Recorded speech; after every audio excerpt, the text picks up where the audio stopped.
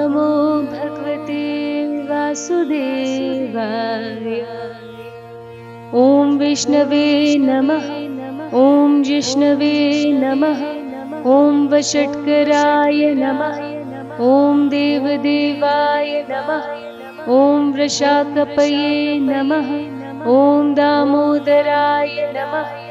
ॐ दीनबन्धवे नमः। ॐ आदिदेवाय नमः। ॐ अदितेसुताय नमः। ॐ पुण्डरीकाय नमः। ॐ परानन्दाय नमः। ॐ परमात्मने नमः। ॐ परात्पराय नमः। ॐ परशुधारिणे नमः। ॐ विश्वात्मने नमः। ॐ कृष्णाय नमः। ॐ कलिमलापहाय नमः। ॐ कौस्तुभोज्झसितोरस्काय नमः। ॐ नराय नमः। ॐ नारायणाय नमः। ॐ हरये नमः। ॐ हराय नमः। ॐ हरप्रियाय नमः। ॐ स्वामिने नमः। ॐ वैकुण्ठाय नमः। ॐ विश्वतोमुखाय नमः। ॐ ऋषिकेशाय नमः। ॐ अप्रमेयात्मने नमः। ॐ वराहाय नमः।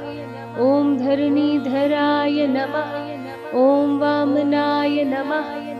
ॐ वेदवक्त्रे नमः। ॐ वासुदेवाय नमः। ॐ सनातनाय नमः। ॐ रामाय नमः। ॐ वीरामाय नमः। ॐ वीरताय नमः। ॐ रावणारये नमः। ॐ रमापतये नमः। ॐ वैकुण्ठवासिने नमः। ॐ वसुमते नमः। ॐ धनदाय नमः। ॐ धरणीधराय नमः। ॐ धर्मेशाय नमः। ॐ धरणीनाथाय नमः। ॐ ध्येयाय नमः। ॐ धर्मभृतांबराय नमः। ॐ सहस्रशिरसे नमः। ॐ पुरुषाय नमः। ॐ सहस्राक्षाय नमः। ॐ सहस्रपादे नमः। ॐ सर्वगाय नमः। ॐ सर्वविदे नमः। ॐ सर्वशरण्याय नमः। ॐ साधुवल्लभाय नमः। ॐ कौसल्यानन्दनाय नमः। ॐ श्रीमते नमः। ॐ रक्षः कुलविनाशकाय नमः। ॐ जगत्कर्त्रे नमः। ॐ जगद्भद्रे नमः। ॐ जगज्जेत्रे नमः। ॐ जनार्तिघ्ने नमः। ॐ जानकीवल्लभाय नमः।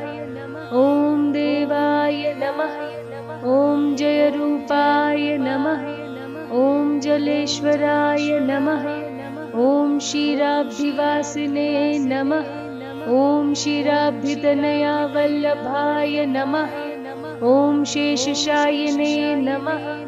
ॐ पन्नगारिवाहनाय नमः। ॐ विष्टर्षवसे नमः। ॐ माधवाय नमः। ॐ मथुरानाथाय नमः। ॐ मोहदाय नमः। ॐ मोहनाशनाय नमः। ॐ दैत्यारये नमः। ॐ पुण्डरीकाक्षाय नमः। ॐ अच्युताय नमः। ॐ मधुसूदनाय नमः। ॐ सोमाय नमः। ॐ सूर्याग्निनयनाय नमः। ॐ नृसिंहाय नमः। ॐ भक्तवत्सलाय नमः। ॐ नित्याय नमः। ॐ निरामयाय नमः। ॐ शुद्धाय नमः। ॐ नरदेवाय नमः। ॐ जगत्प्रभवे नमः। ॐ हैग्रीवाय नमः। ॐ जितरिपवे नमः। ॐ उपेन्द्राय नमः। ॐ रुक्मणीपतये नमः। ॐ सर्वदेवमयाय नमः। ॐ श्रीशाय नमः। ॐ सर्वाधाराय नमः। ॐ सनातनाय नमः। ॐ सौम्याय नमः। ॐ सौम्यप्रदाय नमः। ॐ सृष्टे नमः। ॐ विश्वक्सेनाय नमः। ॐ जनार्दनाय नमः। ॐ यशोदातनयाय नमः। ॐ योगिने नमः। ॐ योगशास्त्रपरायणाय नमः। ॐ रुद्रात्मकाय नमः। ॐ रुद्रमूर्तये नमः। ॐ राघवाय नमः।